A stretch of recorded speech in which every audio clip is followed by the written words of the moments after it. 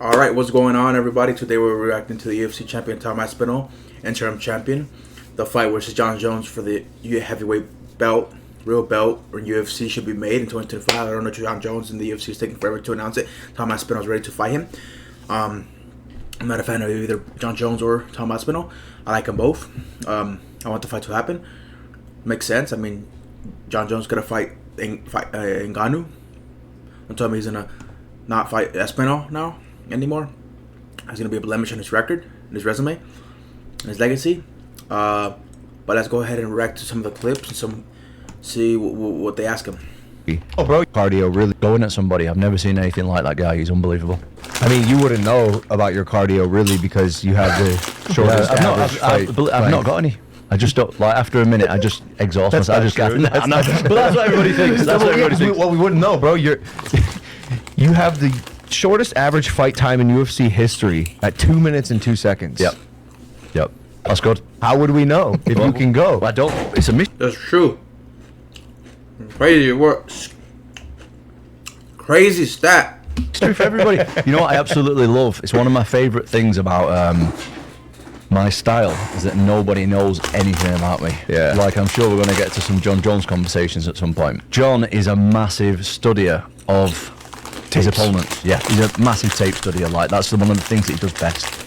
And the tapes are just not really out there of me. And the fact that I live over here as well, I think it's a massive. I think some people see it like as a detriment living in the UK away from here. For me personally, I think it's amazing because, like, when I go to Vegas and training, like, I see how intertwined everybody is with each other's business and stuff. And like, I'm out here and I'm just doing my own thing and nobody knows anything about me, and I love it. You don't think he's got any spies out here? Ooh. MI5 type people? Nope. That are watching the camps, studying. I don't think so. Taking secret GoPro videos and shit. I mean, like there might be Pigeons. Maybe. You never know. I know.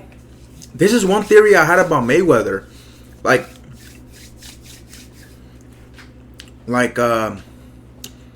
The personal theory I have. Obviously, like, I don't believe it. It's just a theory, you know. It's not like I'm fully claiming it. But people are like, how was Floyd Mayweather able to outbox and when the fighter started having success on Floyd Mayweather made adjustments. He was the best in-ring fight adjustment boxer, one of the best ever, and have one of the highest IQs, knowing what his opponent is going to do and what he's not going to do.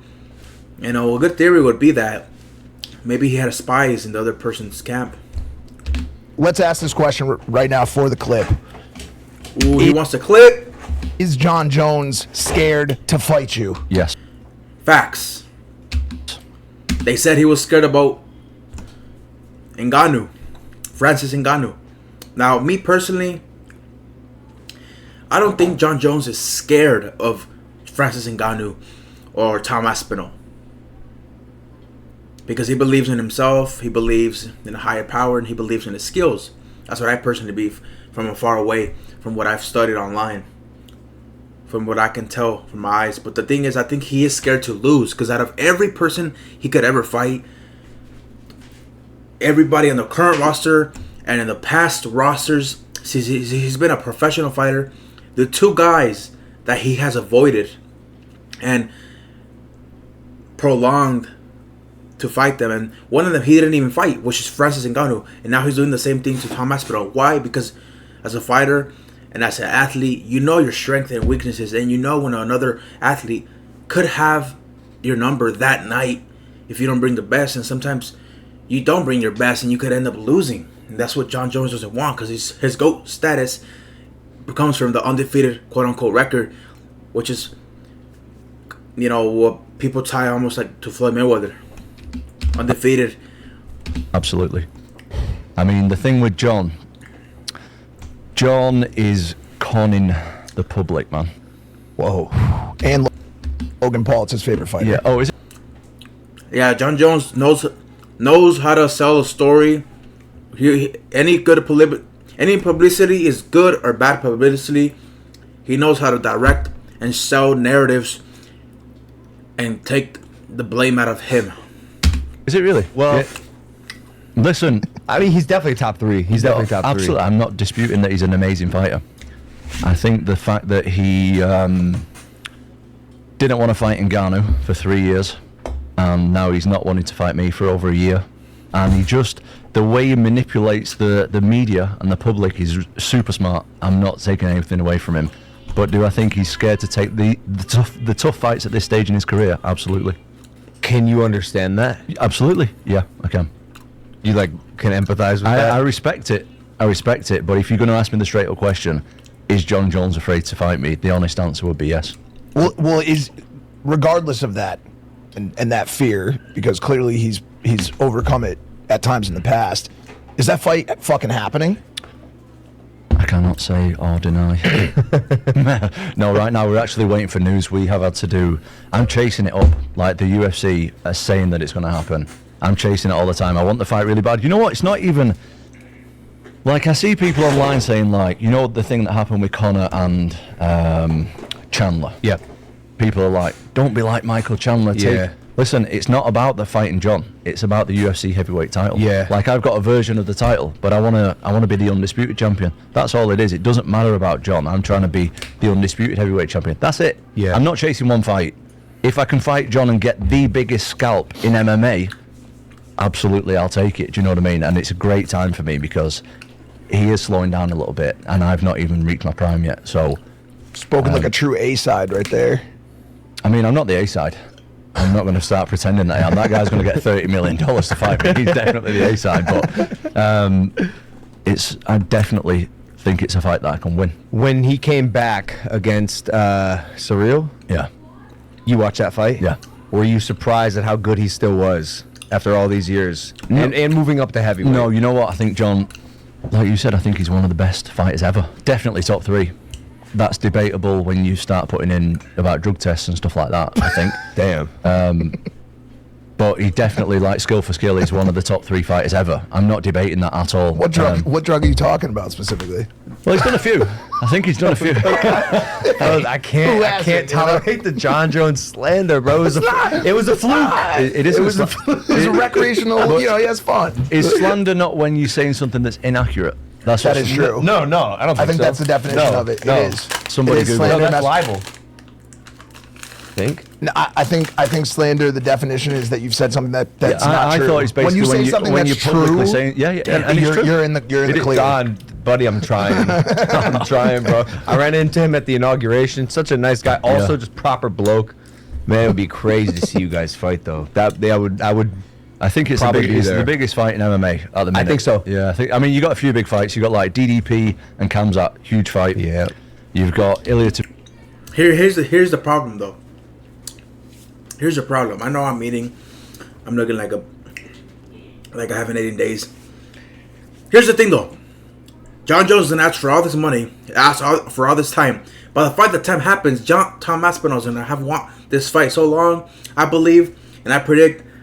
Don't be surprised if Jon Jones wins the fight fast, easily, and retains the title.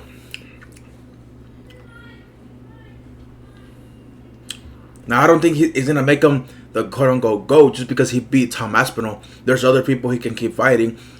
What's the point of fighting Tom Aspinall and not fighting other guys? He still should fight other guys. Like, he could fight, make hella big money and go back to 205 and fight like Alex Pereira or another guy. Or even fight Francis Ngannuo, another promotion, or even a boxing thing. But beating Tom Aspinall, I could see that happening because he's gonna ask. By the time the fight happens, Tom Aspinall is gonna be like, he's not gonna have he's not gonna have that he's not gonna have that energy to really want to be in there that day. And so Jon Jones is gonna have all the leverage coming into that fight that day. That's a good theory, good speculation. Am I right? Taporian possibly fighting Islam Makhachev, massive fight. But I think, I mean, I'm obviously biased, but I always want to see the heavyweights fight like that. Of course, it's the best division. Yeah, It's when the heavyweight fight is on, even if they're not the main event, it's for me it's just the most exciting because, like you said, You just never know. those little gloves, Yeah, you just never big know. guys. Yeah. A chin is a chin. Hit that button on someone's face and they turn off. I completely And agree. the world wants this fight. Like you go, you see these pressers, and everybody in the crowd, at least a ton of the UK people and a ton of Americans, are like, "This is the fight we want." Yeah. Dana, news as of 8 hours ago, is already talking about the fight that comes after it. So he's saying basically that the winner is going to fight Pereira. I like it. I love it. Who is a scarier opponent for you, Alex or Jon? I think that's a tough question. You know what? Even though I might be saying all this stuff about Jon or whatever, I'm not disputing his skills. He's it doesn't sound like it. Unbelievable. It doesn't sound like it. The same with Alex. One of the most dangerous guys, in my opinion, to ever fight in the UFC. He has that. I don't even know what you call it. He just has the thing where he touches you and you just die. Do you know what I mean? Like he's unbelievable. I've never seen anybody. Does that translate to heavyweight?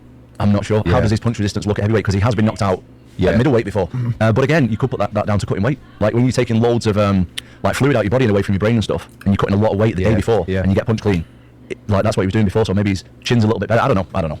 He's also not been getting hit. He's been as of these recent fights, he's been even if he does surgical in some of these past fights. Every shot is landing. The combos are incredible. And it's like he's easily one of the most dangerous fighters in the sport right now. He gets hit, but even if he does, it doesn't phase him at all. Yeah, like at all. He just runs through. It just depends on what fight. And the first ever 3 division champion would be insane. It would be. Well, not if he takes my belt. So yeah.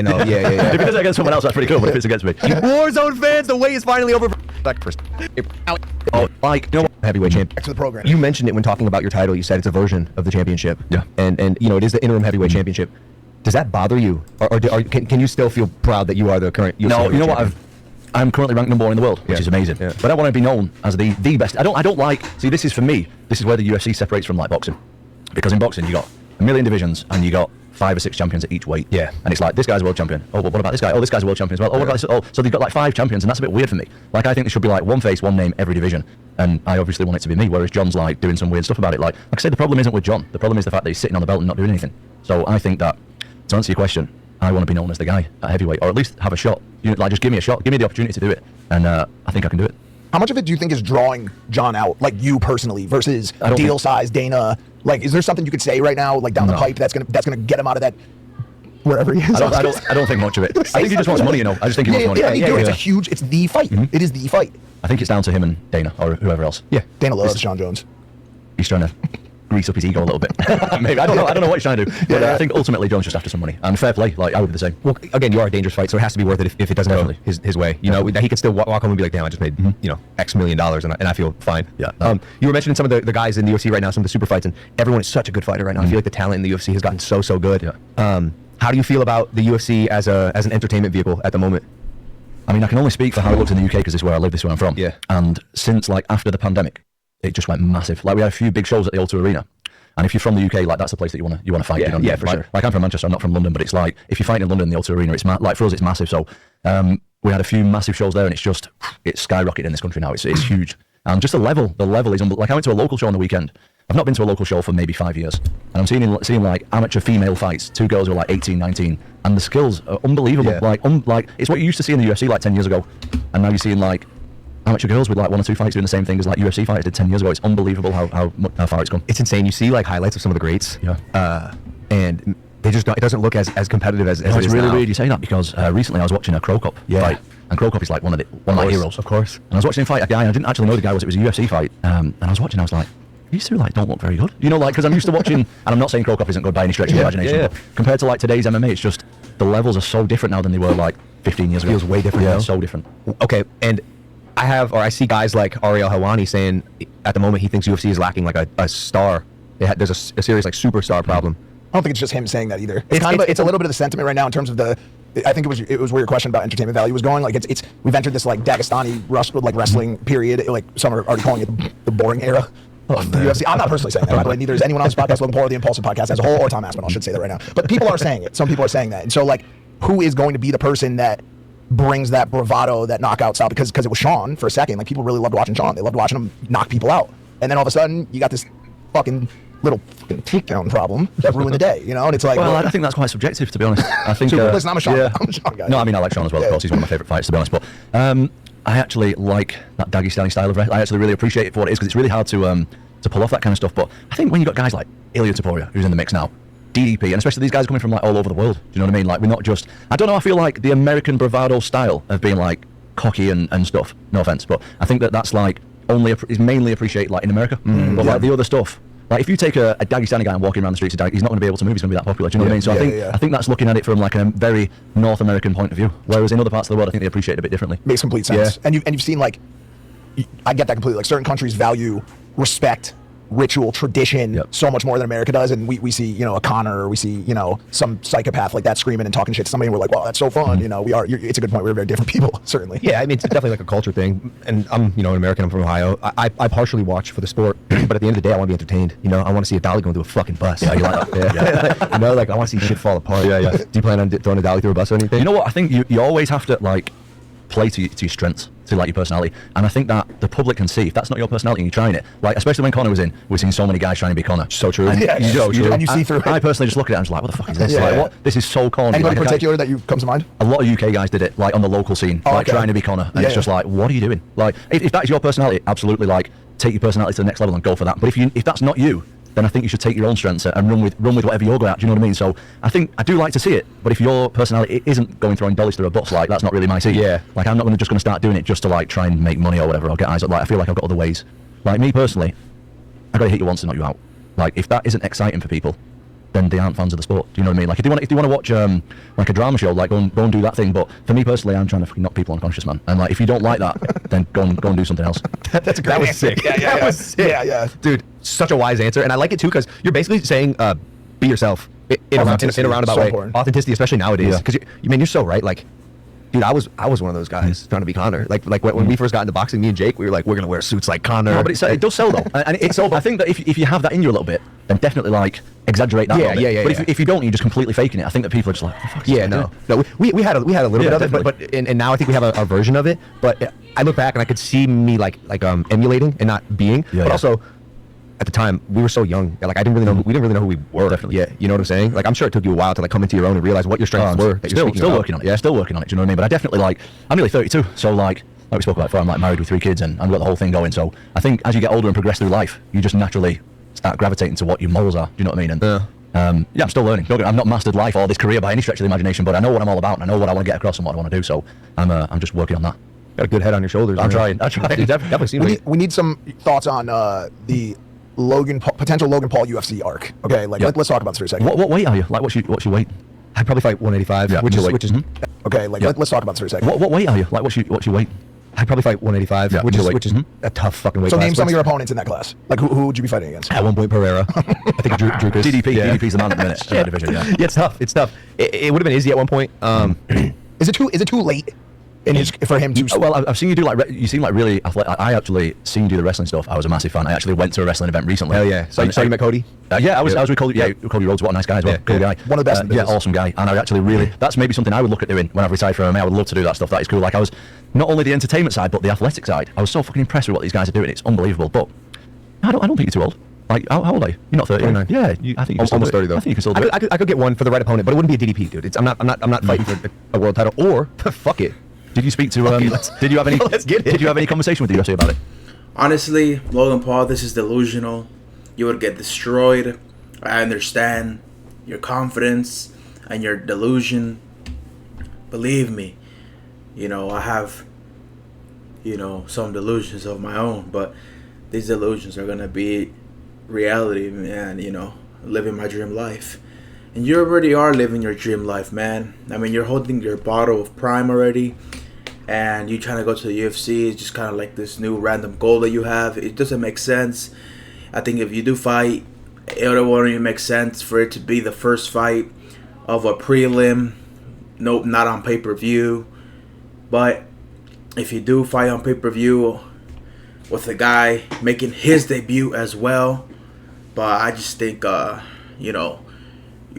think it's crazy. It's in the crazy world that we live in, how somebody with influence and money decides, I want to do this, and then that company or that person allows them the opportunity. I don't think that's how the world works, and it shouldn't work that way.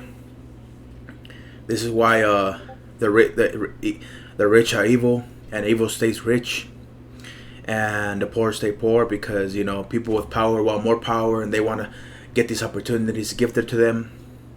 It's crazy world. Shouldn't be this way, but that's just the truth. I did. I told Dana for UFC 300. I texted him. I said, "Hey man, like consider me available to fight on the undercard in the Sphere." Basically completely ignored me. No, which I think spoke volumes. Haven't bothered him about it since. But you know, I think for the right fight, the right amount of money, like man, I'm an entertainer at the end of the day. I mean, I would watch it. Yeah, absolutely. I think a lot of people would watch it because of his overall perceived ineptitude in the space. People would be like, "This is my best opportunity to see him." Did you follow like the CM Punk saga when he was like in the UFC and stuff? I did. Could you not do something like kind of goes down the similar path? He fucked it up. Yeah, he wasn't very good. No, to be honest. And he fucked it up. And after that, Dana was like, "I'm never doing this again." Yeah, but like, dude, I'm not CM Punk. No, you definitely don't move like him from the little stuff that I've seen. No, in the boxing and stuff. He's a great wrestler, not a UFC fighter. Not a great UFC fighter. And I think CM Punk is a good WWE superstar. He knows how to tell stories and wrestle inside of wrestling, meaning professional wrestling, aka fake wrestling, scripted. But real fights, UFC, nah. I mean, hell, I could even whoop him. Better UFC fighter than I would just a boxer. You think so? My skill is wrestling. Okay. Like I am a wrestler. I did see a video of you wrestling actually. Yeah. Who was that with? The PI. It was with Paulo Costa. Yeah. You know, but you know, I think I found a path, dude. Like I'm a WWE superstar now. Yeah. And it's one of the only things I've done in my life where I feel so at home. Like oh, you were kind of like mentioning this thing. And so I don't know if I want to like turn away from that at the moment and dedicate time to something that is would be like a side quest. I mean, you got to put a lot of time in if you want to be a good level. Yeah, bro. But it all depends on the opponent, right? Like if you're going to fight an actual MMA fighter who's dedicated like me, who's been going since I was 8 years old. Yeah. Like it's going to be tricky, to be honest. But, you don't say. But if you're going to fight somebody else who's like kind of in something else and switching over like you, I think it could easily. That would be it. Yeah. It would be a co-main event with someone else who's like the first MMA fighter. I have some names in mind, but like you know. Oh, go on, tell us a few. Go on. I mean, who exists in that realm? There's I don't even want to say it because it's pointless. But like people know who would be like good contenders for this. No, I'm done saying names because it's just pointless. Yeah. No one actually follows up or is interested. And again, dude, I'm doing WWE. I'm involved now. I'm Logan from the future. Here's a question. What is Is there anything else?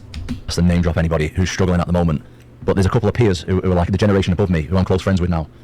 And those guys are struggling. Yeah, it's like you should have called it. Yeah, like physically. Do you think it's a money thing though? Like, because you still gotta make money after you are done fighting, and if that's the only real thing you know how to do to generate a significant amount of income. Well, I don't know because I think if you're like an elite level and you fight for it, like you're making money. But I think it's just like in us.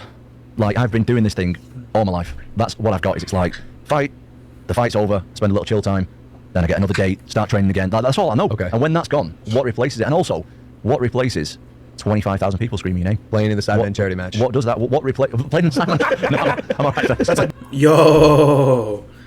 90,000. It's a lot of people. No, do you know what? I think the feeling. No, I'm alright. And it's one of the scariest feelings. It's a lot of people. No, do you know what? I think the feeling that I will miss the most, and it's one of the scariest feelings, is being sat in that arena, and I've fought all over the world at this point, and you sat there, and you're getting your hands wrapped, the officials wrapping your hands, and you can hear the roar of the crowd like it's shaking the walls, and you know that somewhere, and you are scared to get in there, and you know that somewhere else in that arena is somebody else getting their hands wrapped as well, and you guys are just going to meet in the middle in front of millions of people and just fight. Like, and that sounds weird. It sounded awesome, to be honest. The way you just put it sounded like a movie. That's what I look forward to, is like those mental battles with yourself of, there's another guy in here going through the same thing as me, and we don't know each other, and we're just going to go in there, and one of us is probably going to be separated from our consciousness, and we are going to go home and continue life afterwards, hopefully. Yeah. And it's just, what replaces that? I don't know.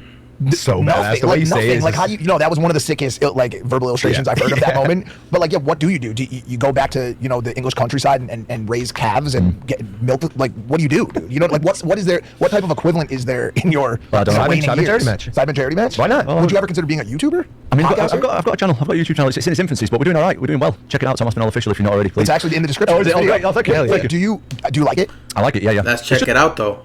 Are they being for real with him? And they lied. Wait, oh no, it is here. Oh, I almost got him. Gotcha. Like I can't do it full time because I have to train twice a day. Like I have to train twice a day. I have to be home. I have to be in a routine. I have to do what it takes to be the best athlete in the world, and that can't be me flying all over the world, doing different collaborations with different people. All the stuff that it takes to be a successful YouTuber with full time. I can't do it at the moment. It's stress. What type of what's the content like? Oh, we're just doing like different things. Like we're doing like I try different sports. That's like a bit of a theme that we got going, and like I collaborate with different people, showing a bit of MMA and stuff like that. Just we were doing all right with it. Like we've been going like a year and we're doing well. I didn't know if you did like had a niche like Volk. Cooking. No, that's awesome. No, Bolt was actually telling me now that his channel's doing so well that people don't even know that he's a UFC fighter. So that's hilarious. That's wild. Damn, that's crazy. That's absolutely wild. Amazing. Hey, I was walking through security at LAX yesterday and somebody said, "You're the guy with that burger." And it was the first time it ever happened. And he was like, you have the 10-10 burger, right? And I was like, yeah. I was like, have you seen the podcast? He's like, what? Where's the burger? And I was like, so it's funny when people start to, it's almost like a credibility point, a proof point for your evolution. It's cool. But imagine Volk actually just does become a straight up niche totally YouTuber, and that's it. A cooking niche YouTuber. If he loves it, I love it. It's actually really good. Like, I've tuned in a couple of times. Like, oh, really? Yeah. You cook? What's the food like? We did was it a smash burger? I thought it was a burger. Oh, smash burger, right? I think so. I mean, No, it was the quesadilla burger. Oh, remember? yeah. Oh, yeah. I don't know if the people really liked us very much. I don't think people really like us. That might be the easier way to put it. Yeah, I'm struggling. I'll be honest, I'm struggling. No, I feel like you're pretty likable. Do you have haters? Yeah, of course. Yeah. What do they hate on? I mean, what do people not hate on these days? I think that's a better question. Yeah. I think if you're in the public eye in any capacity, not even in the public eye, if you're doing like something that other people don't want to do. Yeah. Like, I'm from a town where no one really does anything. I'm sure you guys are from a similar place. And it's like, if you put yourself out there in any capacity, people are going to hate on you. That's just the way of the world, unfortunately. So weird. Success is the biggest. It's not even always just success. It's like even just it's being different. It's so unfamiliar for people, and it's kind of like you get shunned and ridiculed. Yeah. Like, when you were growing up, did you say like I want to be a UFC fighter? I actually did. Did anyone take you seriously? I was actually always training. Like, my dad was an MMA fighter before me. My dad's a coach as well, so he's like quite known around the area and stuff. So it was actually quite realistic, believe it or not. Oh, no way. Yeah, Cool. it was actually quite realistic. Like, no one was like, look at this guy. Everyone was like, oh, well, fair enough. Yeah, I'm gonna try it. So yeah, I was actually I was very lucky in that regard. Like, a lot of people believed in me from. Yeah, that must be nice. Yeah, it was. Imagine me saying, I'm going to be a BMX rider, and I can't do anything. I just suck so bad.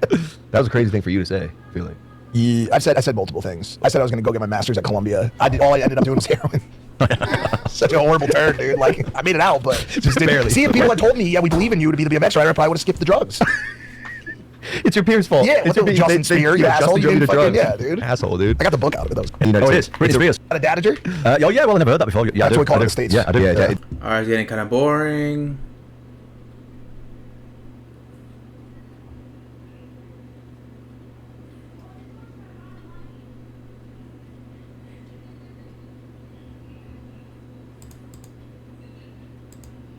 Any questions? Could you critique the show maybe or something? Or I'd give like us to. I mean, I'll be honest, I've only seen one episode, and it was with. I've seen clips. Don't get me wrong. I've seen Mike Tyson clips. I've seen Masvidal clips. The I've seen. mushrooms. I've seen the mushrooms thing. I've seen you asking about. No. You asked about Tommy Fury and Molly. That was amazing. Because I know Tommy as well. So when someone has beef with your brother, do you feel that as well? Or no? No, not every time. It's dude. I'll be honest with you. It's kind of tricky, and it's been a rift in our relationship because we're brothers. Love him to death. Like, literally would die for this kid. We also have our own like separate paths, interests, friendships, whatever, businesses. Like, and like an example, I love Dana White in the UFC. I always have since we were 10. You know, a couple years ago, Jake starts burning that bridge, and I'm like, whoa, shit.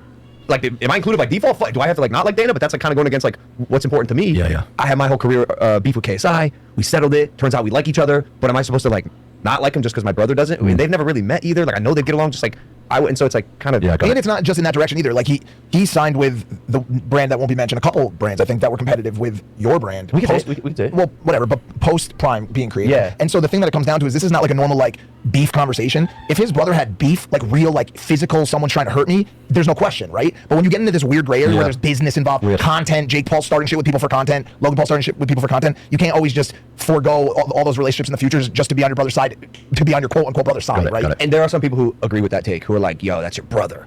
Abandon your billion-dollar business and support your brother. And I'm like, but idiotic, dude. It's the dumbest thing. It doesn't feel like true to me. And I don't know. Sometimes no, you don't have to explain that. Bro, this is your podcast, Tom. And this was excellent. This was excellent. Actually, it was awesome. I want to say, dude, I'm so impressed by you. Oh, thank you. Not that you need to be gassed up. I wasn't really sure what to expect. You have way more depth than I